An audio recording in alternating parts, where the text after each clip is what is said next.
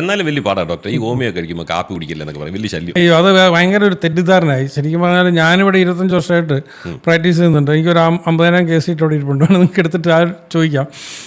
ഈ പറയുന്ന 50,000 ആൾക്കാരോടും 49,836 ആൾക്കാരിൽ ഒരാളോട് പോലും ഞാൻ കാപ്പി കഴിക്കരുതെന്ന് പറഞ്ഞിട്ടില്ല. അത് ഭയങ്കര തെറ്റിദ്ധാരണയാണ്.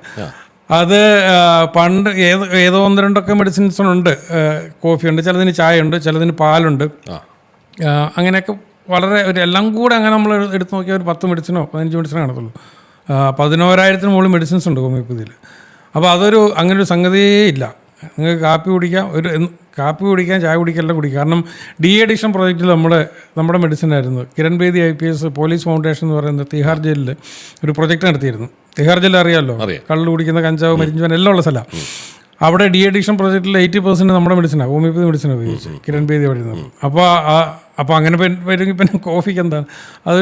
അതൊരു തെറ്റിദ്ധാരണയാണ് ശരിക്കും. അങ്ങനെ ഒരു പദ്യമില്ല. പഴയ ഡോക്ടർമാരിങ്ങനെ ഈ പദ്യം കുറച്ച് പറഞ്ഞില്ലേ പേഷ്യൻറ്റിന് ഇഷ്ടപ്പെടത്തില്ല. അങ്ങനെ ഒരു പ്രശ്നമുണ്ട്. പദ്യം വേണം.